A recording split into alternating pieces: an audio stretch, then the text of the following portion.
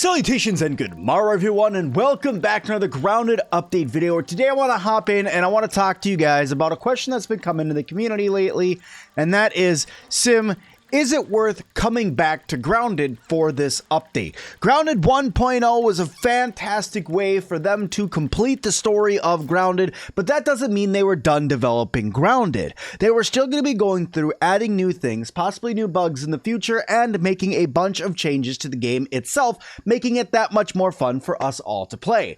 But the true question is whether or not, after you've beaten the story, you've gone through and you've done it, maybe you've even 100% in the game, on whether or not it is still worth your time to come back and play more Grounded.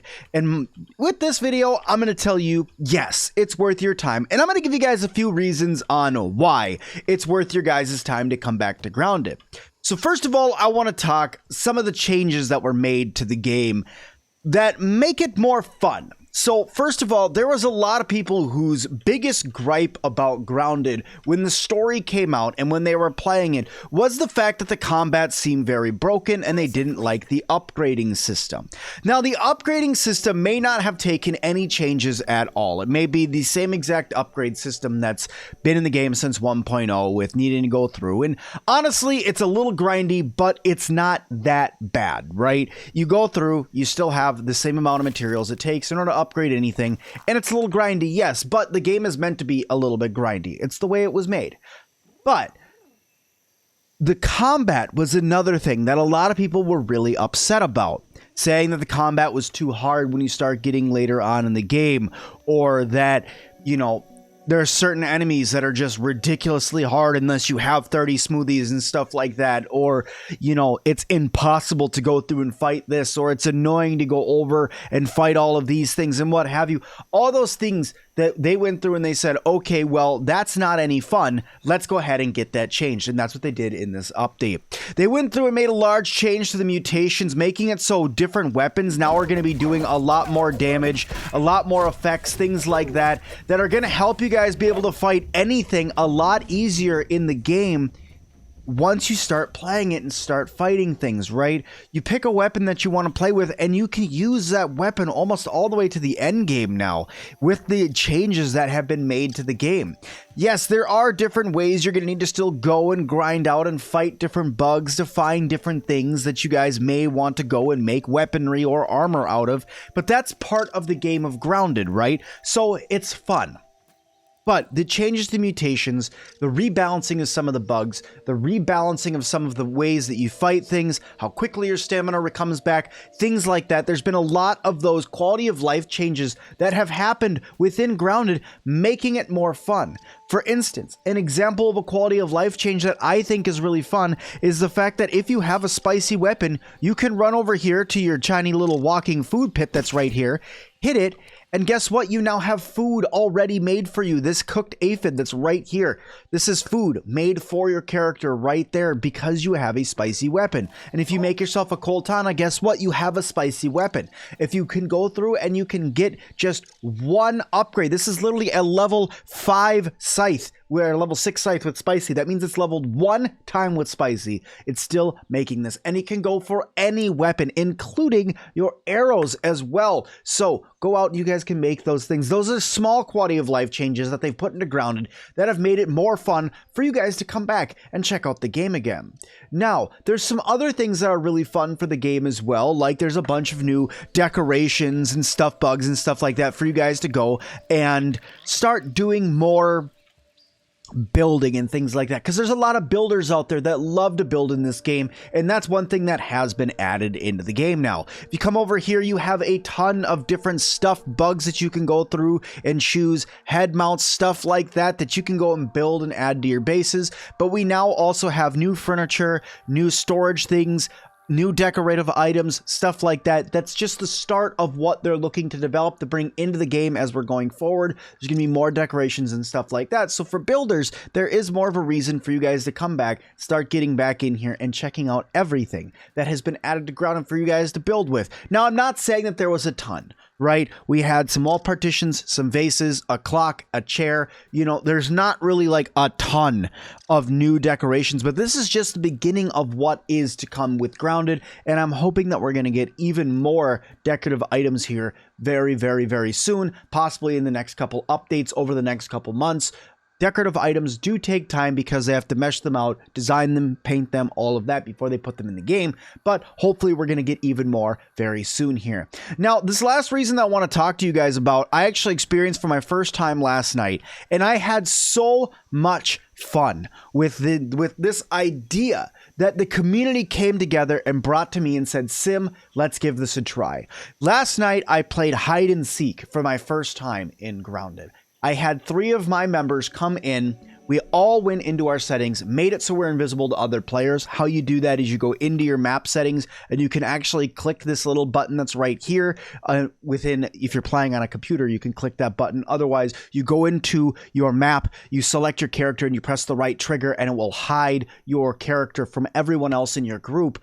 And you could start playing games like hide and seek, which is crazy fun. What I had to do last night is I had to try to get 3 of the chips before they took me out, and that was insanely fun. We had another member of the community go through and make an entire map that has hidden chests all around it, so that way we can play like search and destroy, more versions of hide and seek, battle arenas, things like that, because now with the way that they have adjusted the settings in the game, they're making it so you can do that. The only thing that I think is missing from this at this point is being able to get larger groups of people to join in, so maybe we can have a 4v4. You know, if they doubled the amount of players you can get in by giving us some sort of server or dedicated servers or something like that. I know they're working on those. They don't have a time when they're going to be launching those yet, but if they could make something like that, or if a modding community came together and made something like that, I think that that would be outstandingly awesome and make it so we could get in here and start checking out and doing all these different game modes with so many different people and stuff like that. I mean, the community itself is so fantastic, and now that we have these different game modes where you can go and do that, where you can do challenges of, okay, can you guys stop me from getting through this dungeon?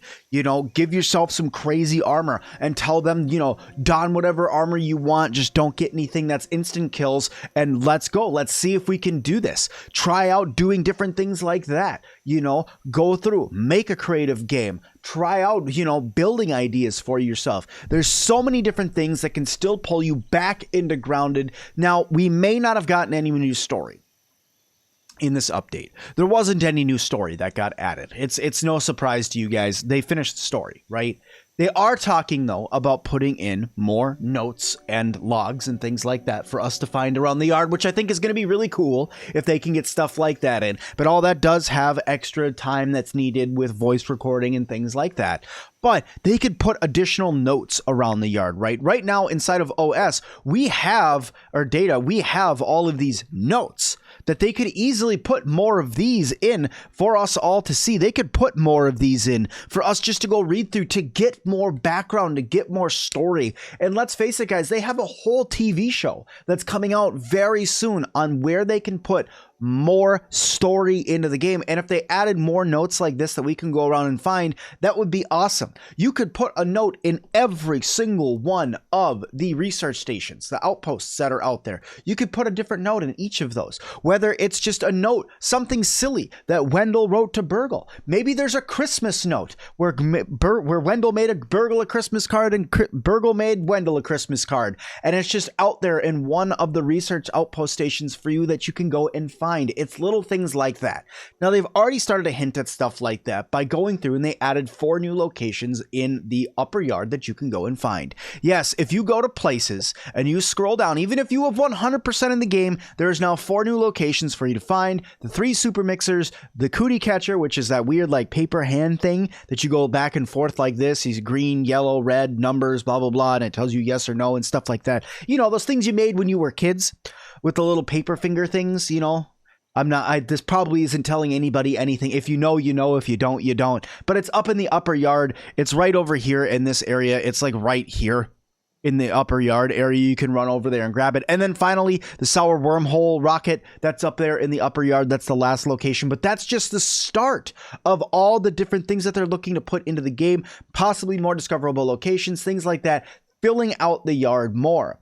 Now, let's not forget that there's still areas that they could still go through and develop even more and add more to. For instance, they could technically go underneath the sandbox and build something under there. I know in the past that's where the secret lizard boss was going to be, at least where it was rumored to be, but there's still that entire area, because technically the Black Anthill is all this area over here. They could do a dungeon specifically underneath the sandcastle. That would be really cool for us to go through and maybe fight some things.